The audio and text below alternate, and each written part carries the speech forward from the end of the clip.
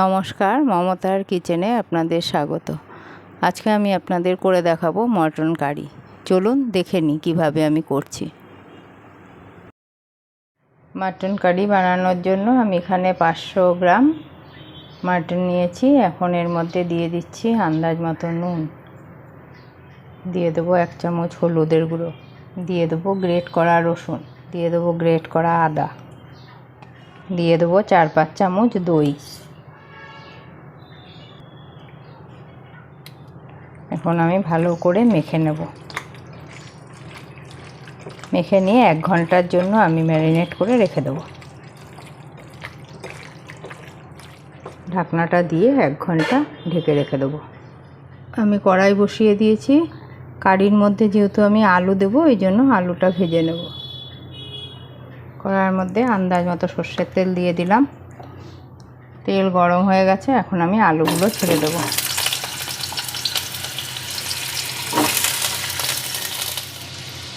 আলু ভাজার মধ্যে দিয়ে দেবো নুন আর দিয়ে দেবো সামান্য একটু হলুদের গুঁড়ো। আলুটাকে আমি লো ফ্লেমে ভেজে নেব, যাতে ভেতরটাও সিদ্ধ হয়ে যায়। ঢাকা দিয়ে দিয়ে আলুটাকে ভেজে নেব। ভালো করে নাড়িয়ে নিয়েছি। এখন একটু সময়ের জন্য ঢাকা দিয়ে দেবো। ঢাকনাটা তুলে দিচ্ছি। আলু মনে হয় ভাজা হয়ে গেছে। আলুগুলো ভাজা হয়ে গেছে, আমি আলুটা তুলে নিচ্ছি।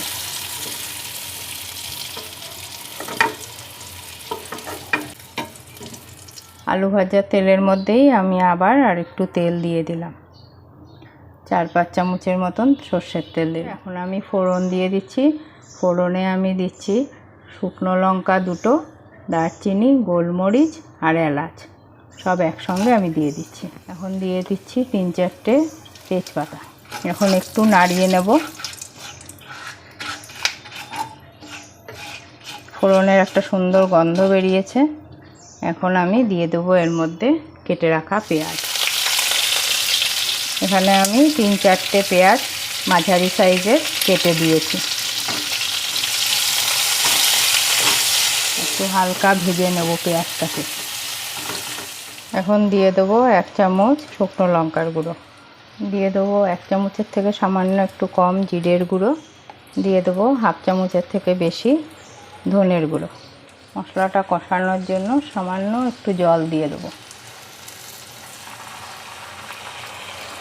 যেহেতু আমি মাংস মাখার মধ্যে নুন দিয়েছিলাম, এই জন্য এখানে অল্প পরিমাণ নুন দিয়ে দিলাম। ভালো করে মশলাটাকে এখন কষিয়ে নেব।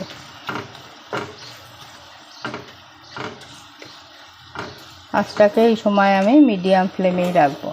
দিয়ে দেবো সামান্য একটু চিনি। ভালো করে নাড়িয়ে নেব।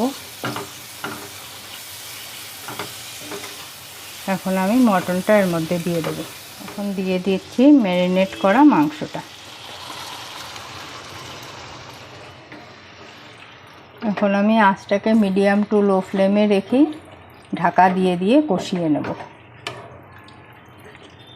ভালো করে মশলার সঙ্গে মিশিয়ে নিয়ে 5 থেকে 7 মিনিটের জন্য ঢাকা দিয়ে রেখে দেব।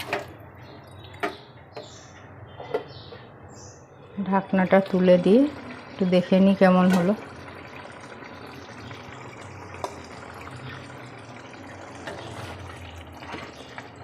বেশ জল বেরিয়েছে দেখা যাচ্ছে মাংসের থেকে।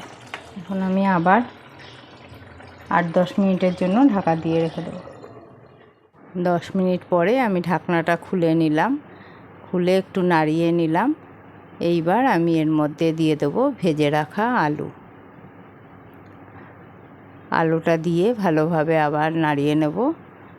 এরপরে দিয়ে দেবো 4-5টা কাঁচা লঙ্কা আর দিয়ে দেবো 1 চামচ মিট মশলা। সব কিছু ভালোভাবে এবার মিশিয়ে নেব।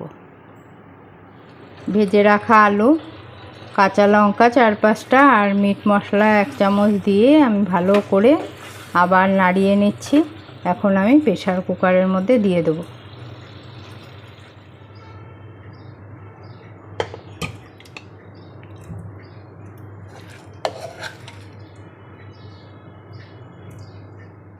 এখন আমি মাংসর মধ্যে আন্দাজ মতো গরম জল দিয়ে দিচ্ছি।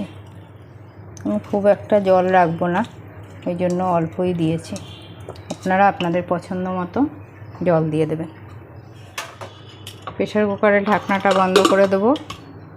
এখন 2খানা সিটি আমি দিয়ে নেব। 2টো সিটি দেওয়ার পর একটু ঠান্ডা হলে আমি প্রেসারের ঢাকনাটা খুলে দিলাম। দেখুন আমার মটন কারি একদম রেডি।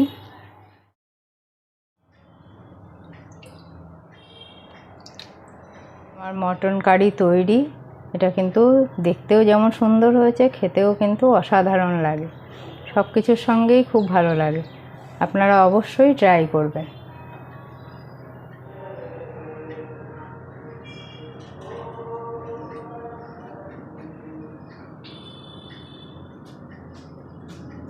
আজকে এখানেই শেষ করছি। আবার দেখা হবে অন্য একটা রেসিপির সাথে।